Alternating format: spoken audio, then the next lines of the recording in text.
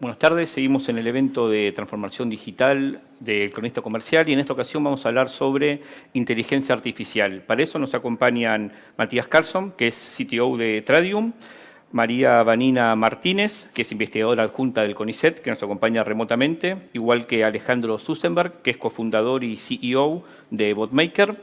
Y por último, pero no menos importante, Rodrigo Ramele, que es doctor en Ingeniería Informática e investigador del ITBA.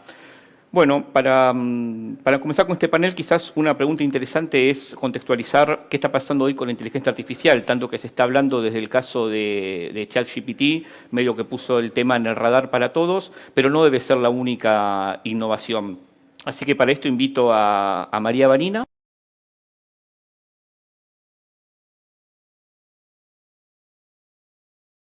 Inteligencia artificial. Hola, bueno, muchas gracias. Muchas gracias por la invitación, primero que nada.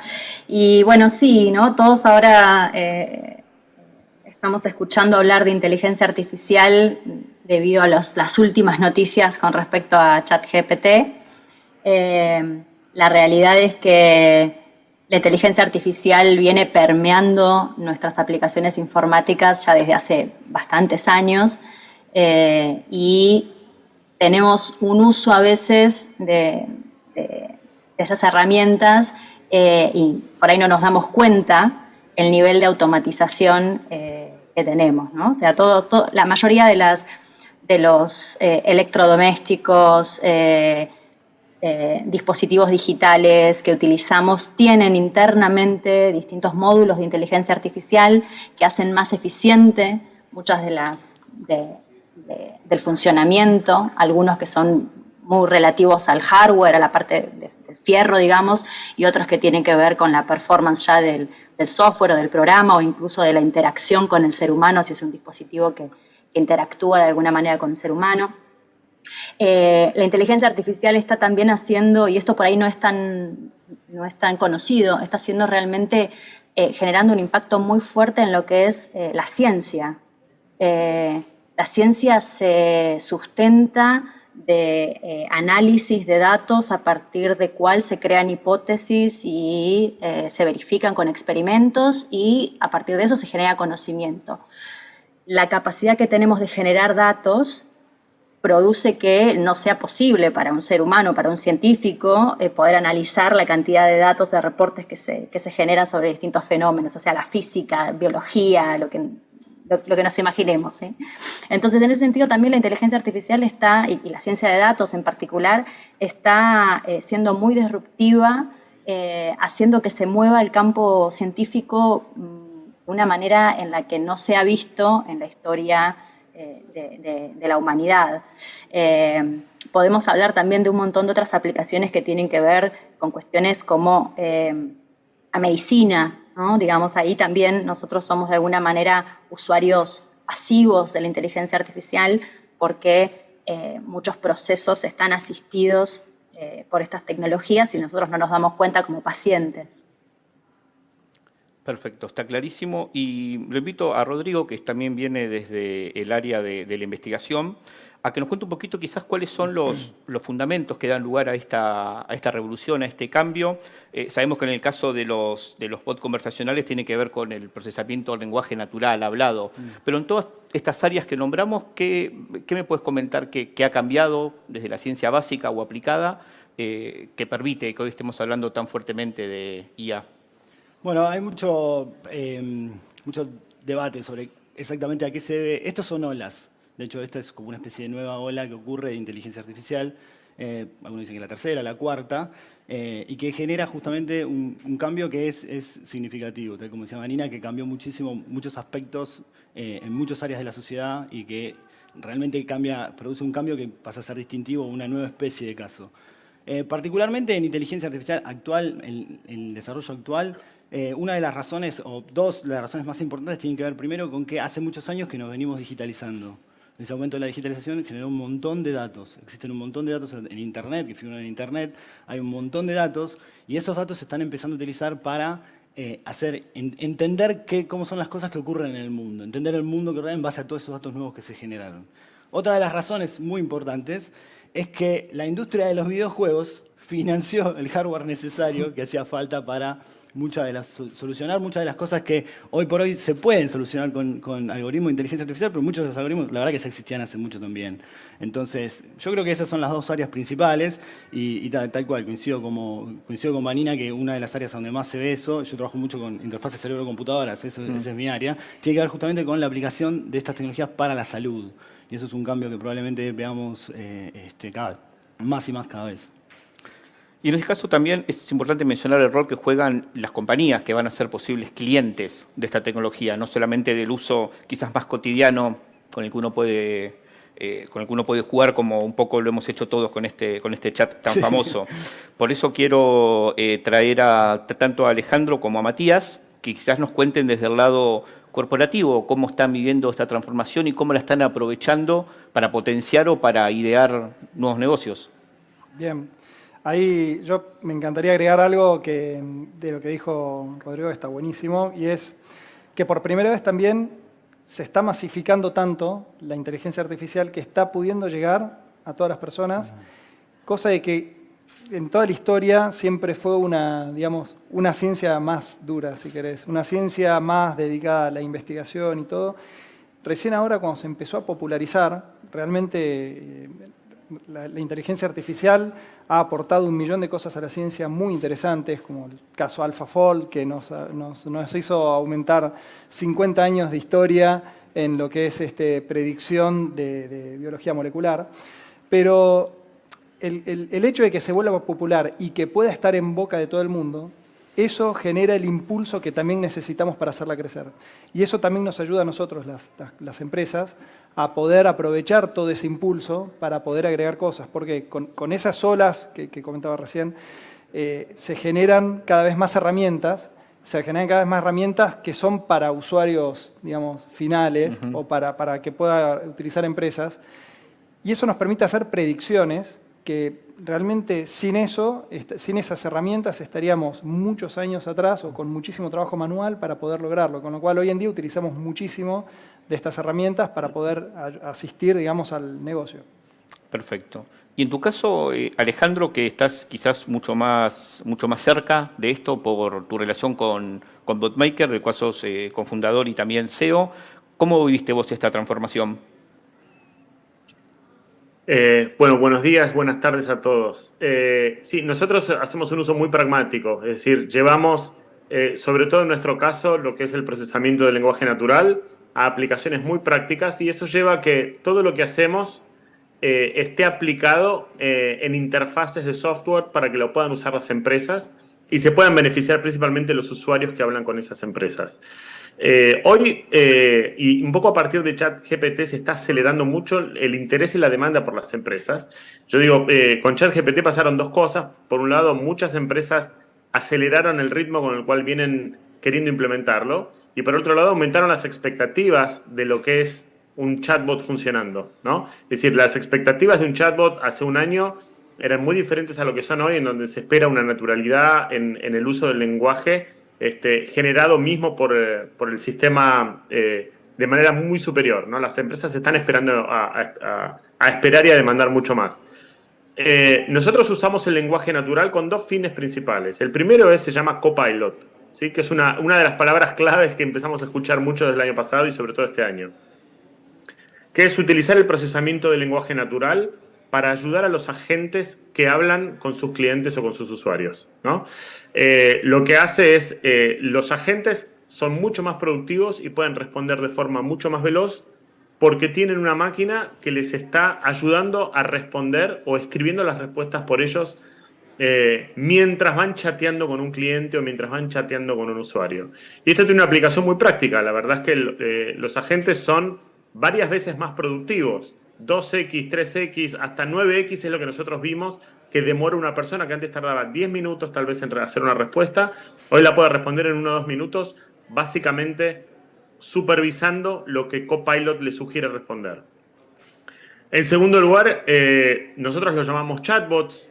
Hoy también lo podríamos llamar autopilot, que es cuando el robot ya no trabaja en conjunto con una persona, sino que directamente la respuesta tiene un nivel de confianza suficiente para responder y generar una respuesta nueva para esa persona.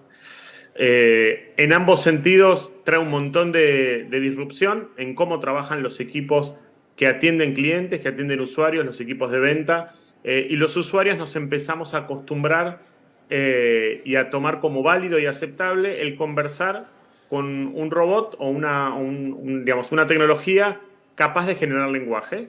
Y nos vamos acostumbrando a ello. Hasta de hecho nos sorprende. Yo creo que en poco tiempo más no nos va a sorprender tanto, sino que vamos a demandar que el contexto con el que trabaja esa tecnología sea inteligente no solo respecto al lenguaje, sino respecto a los procesos de una empresa. Es decir, no solo construya bien lo que está diciendo, sino que lo que diga es verdaderamente actual en tiempo real y sea correcto. Perfecto. Clarísimo. Y en el fondo de toda esta conversación en algún punto está el tema de los datos, ¿no? Que finalmente es como el insumo más importante para que los sistemas aprendan por refuerzo, por orientación, por machine learning, por el método que sea. Quiero invitar a María Vanina, si quiere sumarse a esta pregunta, y cómo ve ella este cruce entre la eficiencia, por un lado, que tiene la IA, y cómo respetar o cómo cuidar el tema de los datos, cómo manejarlos con ética, y creo que ahí también hay un cruce interesante desde el punto de vista científico. Así que abro como este campo de gran pregunta para ella. Sí, la verdad que es una pregunta que en la actualidad nos estamos haciendo tanto los científicos como los ingenieros de inteligencia artificial, como los políticos, los abogados, ¿no? De alguna manera, esta preocupación de cuáles son los datos que usamos, si tenemos que usar esos datos para entrenar determinados algoritmos o no, si son datos personales o no son datos personales, si son datos de calidad.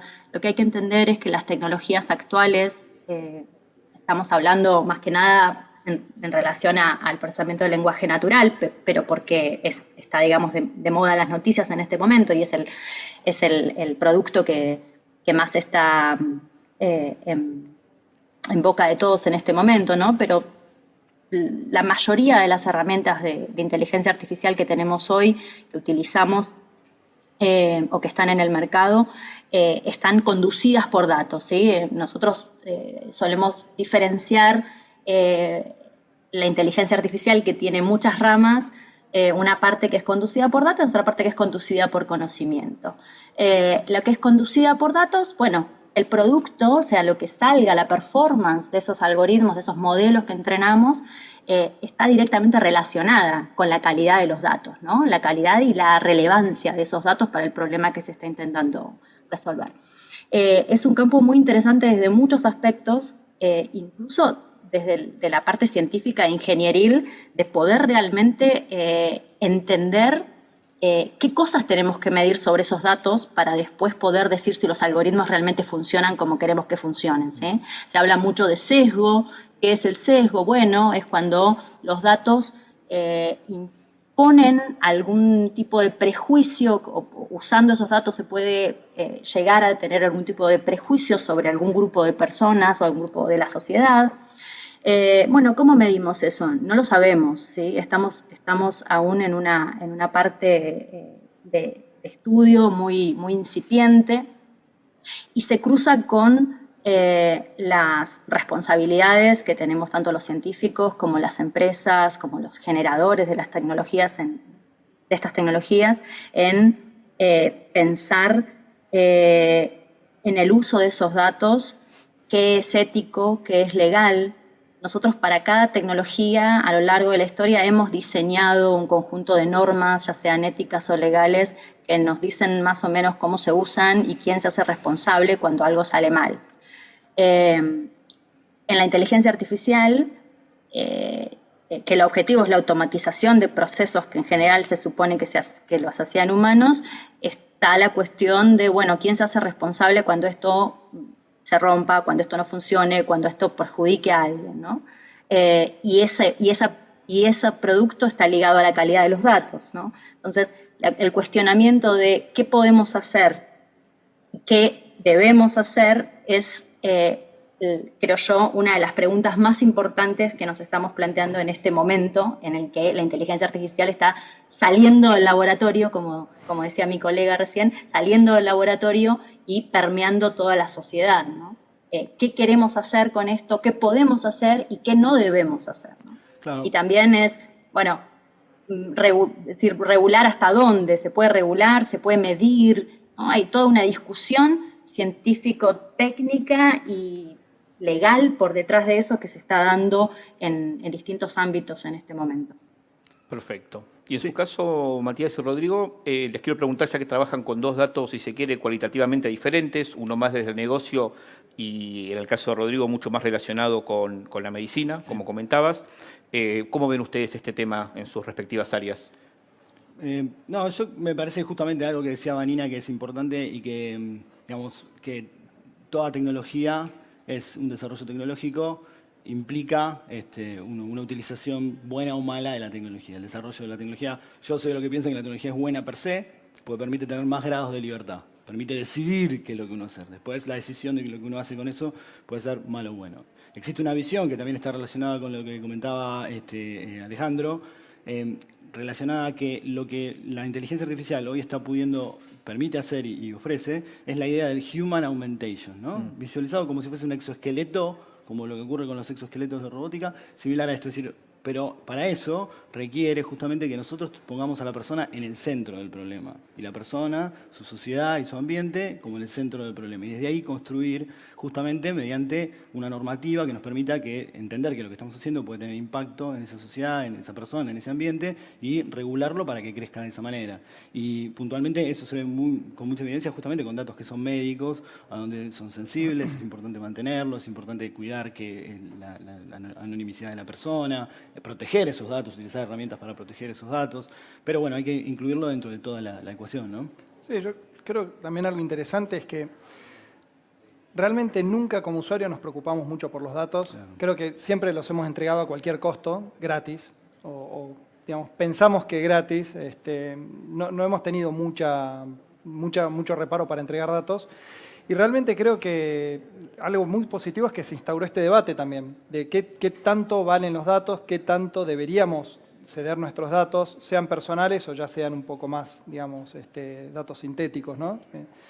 Pero también es como todo, podemos decir, bueno, listo, restringimos todos los datos y no tratamos de que no se genere más de esa parte, pero cuánto queremos también que avance la inteligencia artificial. Entonces realmente tenemos que hacer un balance. Exactamente. Y creo que la clave del balance está en el uso responsable de los datos. Claro, como decía él, es una herramienta. Un martillo se puede usar para partirle la cabeza a alguien o para construir una casa, ¿no? Entonces, con inteligencia artificial pasa lo mismo. Se puede usar para cosas tremendas o se puede usar para hacernos avanzar como sociedad a un ritmo que no avanzamos nunca en la historia. Claro. Puede ser un martillo que suena más fuerte. Exactamente. ¿No? Perfecto. Bueno, en este mismo sentido, quizás los invito a los cuatro a que reflexionemos en voz alta sobre qué desafíos creen que se vienen. En algún punto, quizás uno de los miedos más comunes tiene que ver con el desempleo tecnológico. Muchos habló de, bueno, esto va a reemplazar a escritores o esto va a reemplazar a ciertos programadores. En tu caso, Alejandro, ¿tenés una visión más bien positiva o negativa en este aspecto de los cambios que puede llegar a traer la IA en el mercado laboral o en la educación?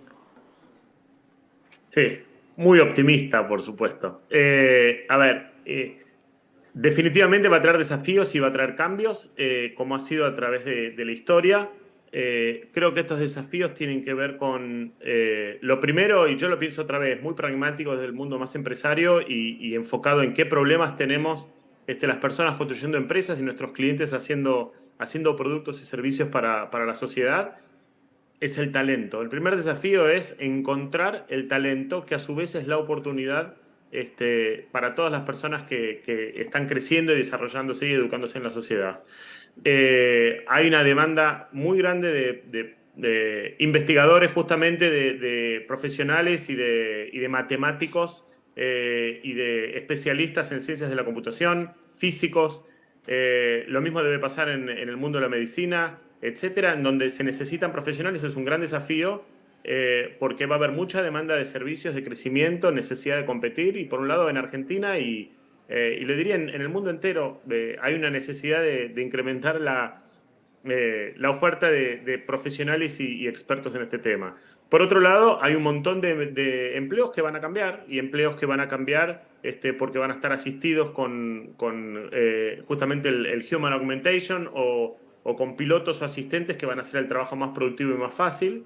Y va a haber también un desafío yo creo que de acá, no mucho, estamos hablando tal vez año a año, pero en los próximos años vamos a tener más tiempo libre. Vamos a tener más tiempo libre, más tiempo disponible para trabajar en cosas diferentes o para hacer cosas que tengamos ganas de hacer con nuestro tiempo libre. Para mí no es loco pensar que en 5 o 10 años nuestra jornada laboral va a ser un poco más corta, que vamos a tener la oportunidad de hacerlo así si queremos, y que los trabajos van a requerir de menor tiempo o esfuerzo directamente, algunos, no todos, porque vamos a estar en capacidad de asistir y ayudar a esos trabajos. Y no nos olvidemos, perdón, agrego una cosita rápida, no nos olvidemos también que esos profesionales que hoy están dando un servicio van a poder dar un servicio de mucha mayor calidad y más eficiente, con diagnósticos asistidos, como decía él, ¿no? Con de repente tener un copilot puede hacer una respuesta mucho más eficiente y ser mejores en lo que hacemos. Entonces, realmente se transforman, pero también se mejoran, digamos, se potencian. Sí, la sociedad necesita contemplar eso, un balance, de que va a haber un cambio y un balance en cómo se hace la distribución del trabajo y cómo se genera justamente una sinergia con las nuevas tecnologías que van avanzando. Perfecto. Bueno, y en esta nota tan positiva, entonces les agradezco a todos por haber participado. Es realmente un tema muy interesante que seguramente va a dar mucho más que hablar. Así que, nuevamente, agradecido y quédense del otro lado que en breve seguimos con más transformación digital, acá en El Cronista.